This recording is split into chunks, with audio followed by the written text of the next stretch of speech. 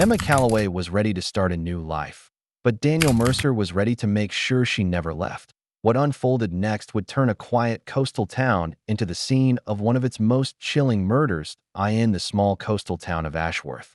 Life moved at a slow, unhurried pace, the kind of place where everyone knew each other's names and strangers were noticed instantly. It was a town framed by a restless ocean on one side and quiet, winding streets on the other. On most days, the salty breeze carried the scent of the sea into every corner, brushing over painted shop fronts and sun-worn houses. Among these was the home of Emma Calloway, a woman whose life seemed, at least from the outside, to be one of calm stability. She worked at the local art gallery, a modest space tucked between a coffee shop and a bookstore, where paintings of the coastline and seascapes filled the walls. Emma had a warmth about her that seemed to draw people in. Tourists remembered her kindness just as much as they remembered the artwork she sold. To the locals, she was the kind of person who remembered small details, the name of a customer's dog, a child's birthday, the way someone took their coffee. For 6 years, she had been in a relationship with Daniel Mercer, a man who was admired for his charm and composure. Daniel worked as a contractor, his tall frame and confident voice making him a presence in any room. To outsiders, they were a perfect match, a couple who seemed steady and in sync, with shared dreams and an unshakable bond. But the truth of their relationship was something far more complicated, stitched together with threads of love and something much darker. Daniel's affection for Emma wasn't just love, it was possessiveness disguised as devotion. Over the years, his presence in her life had become constant in a way that didn't allow space for her own independence that it had started subtly. He would ask where she was going and when she would be back, at first in a way that seemed caring. But over time, those questions became expectations, and those expectations turned into demands. He began showing up unexpectedly at her workplace, lingering just a little too long, always wanting to know who she had spoken to and what they had said. Emma, loyal and forgiving, told herself it was just a sign of how much he cared. She didn't notice, or perhaps didn't want to notice, the way it was slowly boxing her in. Everything began to shift one spring morning when Emma received an email from a gallery in a larger city 2 hours away. They had seen her work and wanted her to join their team. The position offered more money, creative freedom, and the chance to work with high-profile artists. For Emma, it was the kind of opportunity she had dreamed about for years. The idea of living in a city, of meeting new people and growing her career filled her with excitement. But when she told Daniel, the reaction wasn't what she expected. His smile was tight, his congratulations hollow. The questions came fast. When would she leave? Where would she live? Who would she know there? Beneath his calm words, Emma could feel the tension building, a silent resistance. In the weeks that followed, Daniel's behavior changed in ways that made her uneasy. He became more controlling, more present in every aspect of her life. She noticed him outside the gallery when she left work, leaning against his truck, claiming he was just passing by. Once, she spotted him sitting in his car across from her house late at night, the engine idling, his face barely visible in the dark. The gestures he made, ones that might have been sweet in another context, began to feel like warnings. He left flowers at her door when she didn't expect them, sent her gifts she hadn't asked for, and always seemed to know where she had been. Even when she hadn't told him, Emma's friends began to notice her unease. But whenever they asked, she brushed it off, insisting everything was fine. She didn't want to believe that the man she had loved for so long could be capable of anything harmful. Yet deep down, she felt the shift, the space between them narrowing into something suffocating. As the date of her move drew closer, the weight of his presence became heavier. She tried to focus on the future, on the life she was about to start, but the feeling of being watched never quite left her. Daniel's gaze seemed to follow her even when he wasn't there. On the last evening before she was set to leave Ashworth, she packed her suitcases neatly by the front door. The street outside was quiet, bathed in the golden light of sunset. In the distance, just faint enough to make her question it, there was the low hum of an engine idling. Somewhere, someone was waiting. The morning after packing her bags, Emma tried to shake off the strange heaviness from the night before. She told herself that the sound of the idling engine had been nothing more than a passing car, a trick of her imagination stirred by nerves about the move. Still, as she moved through her day, the unease lingered like a shadow she couldn't quite escape. She made a final trip to the gallery to hand over her keys, pausing for a moment at the door to take in the familiar space. The walls were bare. Now, the artwork already collected for storage, but she could still picture the life and color that had filled the room only weeks earlier. It felt bittersweet, like saying goodbye to a part of herself. Emma kept her head down as she walked home, the wind carrying a sharp chill despite the sunlight. She couldn't shake the feeling that someone was behind her. Every so often she glanced over her shoulder, catching glimpses of movement. A man crossing the street, a cyclist passing too close, the silhouette of a parked car in the distance. Each time she told herself it was nothing, but the sensation never faded. Over the next several days, strange events began to disrupt what should have been a time of preparation and excitement. One morning, she stepped outside to find both of her car's front tires slashed clean through. She stood frozen on the driveway, the early light casting long shadows across the pavement, wondering who could have done it. That same week, her mailbox latch was bent and hanging loose, the letters inside left scattered and torn. Late at night, she would hear faint rustling outside her bedroom window, as if someone was moving through the bushes. By the time she reached the curtains to look, the noise would stop, leaving only silence and the rhythmic sound of the ocean in the distance. Daniel's presence during this time became even more constant, though it was rarely direct. He began leaving things at her doorstep, a framed photo of them from years ago, a bracelet she had once admired in a shop window, a bouquet of lilies she used to say were her favorite. Anyone else might have seen these as romantic gestures, but for Emma, they had taken on a different meaning. Each item felt like a quiet message. I'm still here, I know you, and I'm not letting go. When she mentioned the vandalism to him in passing, he shook his head in feigned sympathy, telling her it was probably kids or random bad luck. Yet his voice carried an undertone she couldn't quite place, something that made her stomach tighten.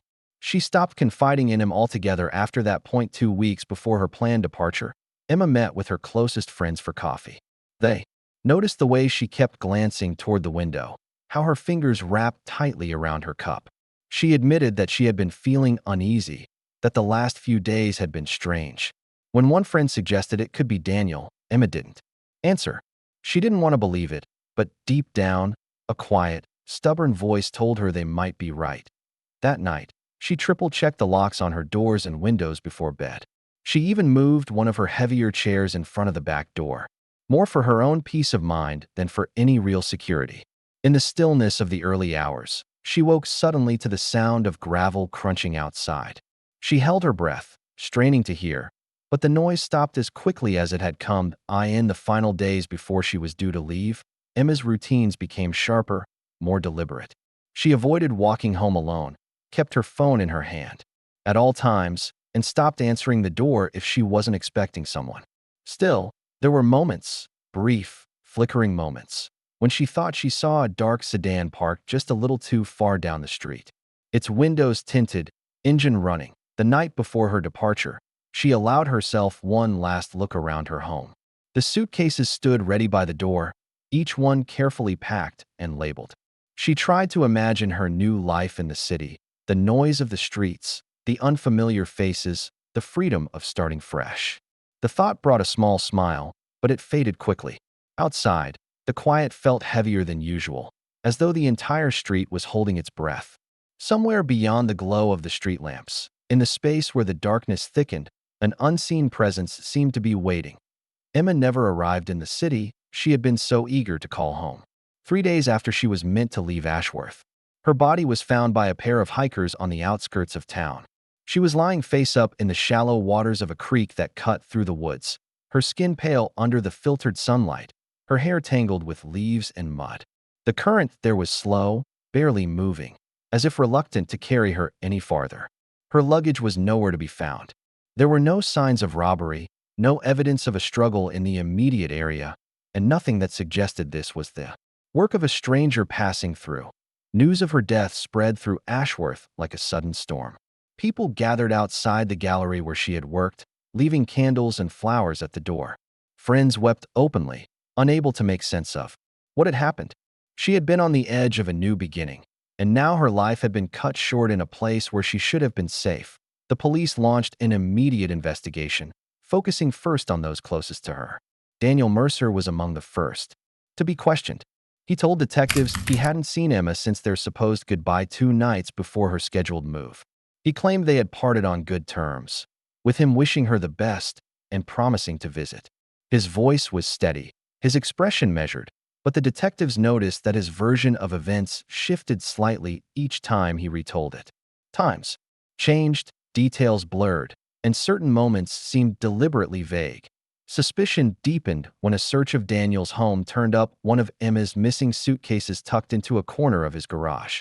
Inside, they found clothes folded neatly, alongside her travel documents and a silver necklace she had planned to wear on her first day at the new gallery. Daniel explained that she had left it behind during an earlier visit and that he had intended to return it. The explanation didn't fit. Forensic teams examined every inch of the suitcase, and in the lining, they discovered a single fingerprint.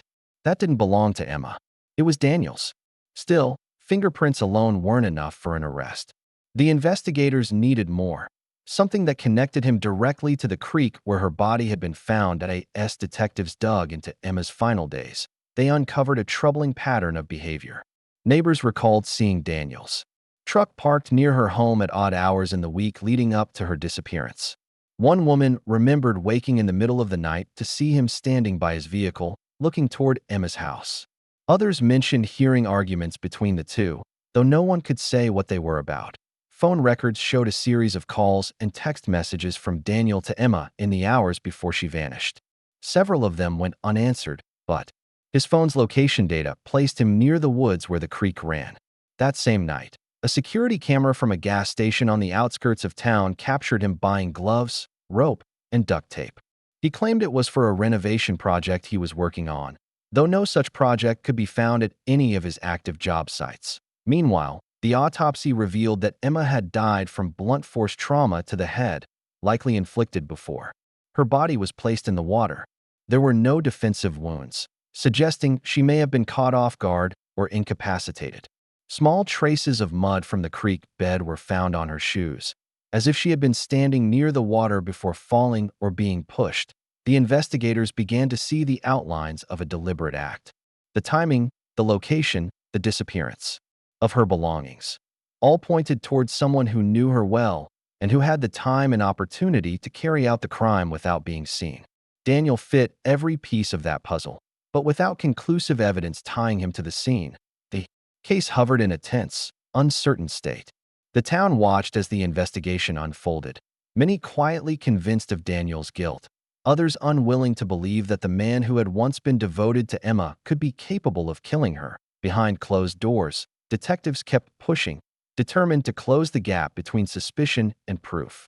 Every lead, every inconsistency, every grain of soil was examined in the hope that somewhere among them lay the answer to what had happened to Emma Calloway, and why the person who claimed to love her most had been the last one to see her alive. As weeks passed, the investigation into Emma Calloway's death began to take on a sharper, more focused shape.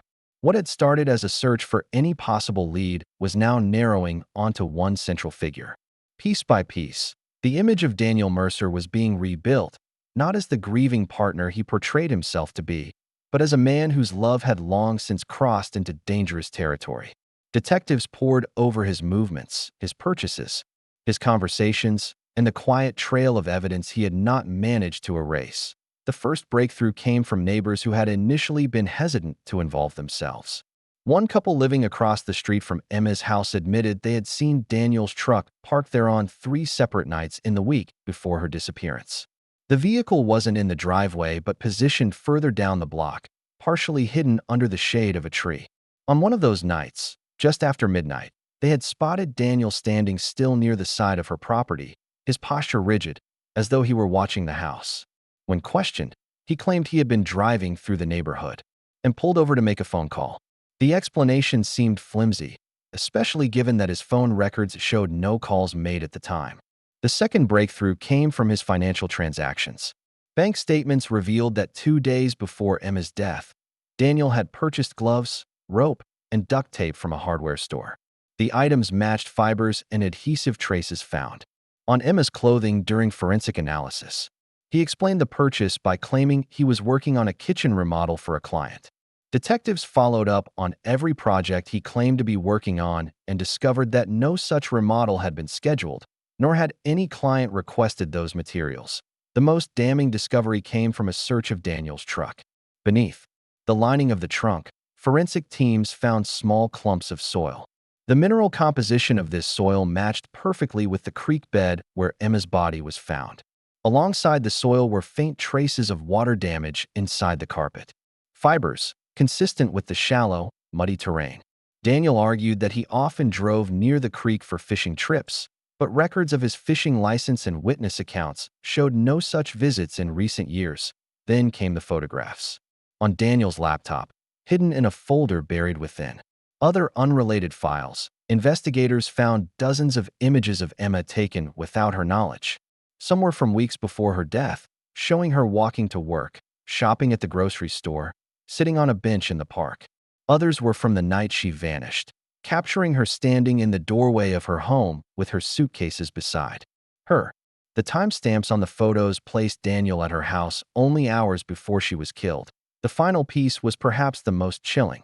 Emma's phone, recovered from her belongings during the autopsy, contained a voice memo recorded just after sunset on the night she died. In it, her voice was low, almost trembling. She described feeling as though someone was following her, hearing footsteps behind her, and sensing that Daniel was nearby. She mentioned the hum of an engine in the distance, a detail that echoed her earlier suspicions in the days leading up to her move. The recording ended abruptly with a sharp sound, something heavy striking the phone or being dropped, followed by silence. With all this evidence laid out, detectives moved quickly. They secured a warrant for Daniel's arrest, arriving at his home in the early morning hours. He did not resist. His expression, according to those present, was strangely calm, almost as if he had been expecting the moment. As he was led away in handcuffs, neighbors watched from their windows, their faces a mix of shock and grim satisfaction that in the days that followed, the town of Ashworth was consumed by the case. The narrative of Daniel Mercer, once seen as a devoted partner, had shifted entirely. He was now the man who could not bear to lose the woman he claimed to love, whose obsession had driven him to take her life. For the investigators, the arrest was not the end, but the beginning of the trial that would soon lay bare every dark corner of their relationship. And for those who had loved Emma, it was the first real step toward understanding how her final night had unfolded and why her goodbye had turned into something far more final than anyone could have imagined. The trial of Daniel Mercer became the most closely followed case in Ashworth's history. Courtrooms in small towns rarely saw such public attention, but this was different.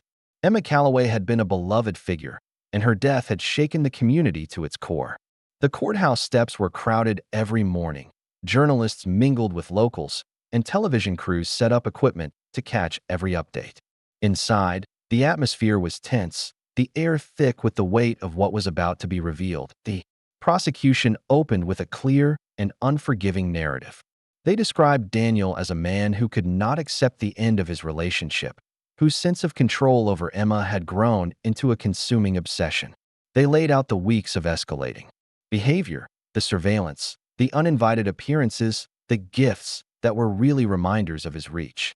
Then they moved to the night of her death, presenting a theory that Daniel had lured Emma into meeting him one final time under the guise of a peaceful farewell. Once alone, they argued, he struck her, loaded her into his vehicle, and drove to the creek where her body was found. Witnesses testified about the disturbing moments leading up to her disappearance. Friends spoke of her increasing fear, the way she checked over her shoulder when walking home, and the strange incidents with her car and mailbox. Neighbors recounted seeing Daniel's truck near her home late at night, his figure half hidden in the shadows. A hardware store employee identified him as the man who had purchased gloves, rope, and duct tape days before the killing. The forensic evidence painted a grim picture. Soil from his truck matched the creek bed exactly. Fibers and adhesive consistent with the items he had bought were found on Emma's clothing. The photographs taken without her knowledge placed him at her home on the night she died, and the voice memo on her phone became one of the most haunting pieces of the trial. The jury listened in complete silence as Emma's trembling voice described the sensation of being followed, the sound of footsteps, and her certainty that Daniel was nearby. The abrupt, jarring end to the recording left an impression that no cross-examination could erase. The defense tried to dismantle the prosecution's case, suggesting the evidence was circumstantial and that Daniel had been unfairly targeted because of his past relationship with Emma. They claimed the soil could have been from previous innocent visits to the creek, that the photos were merely mementos from a man struggling to let go, and that the hardware store purchases were unrelated to any crime. Daniel himself took the stand, portraying himself as a heartbroken man who had been misunderstood, denying any involvement in Emma's death.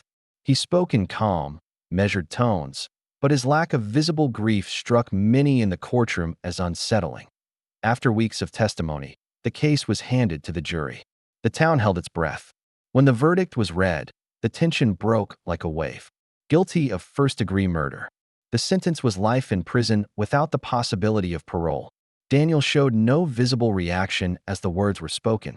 He did not look toward Emma's family, nor did he offer an apology for Emma's loved ones.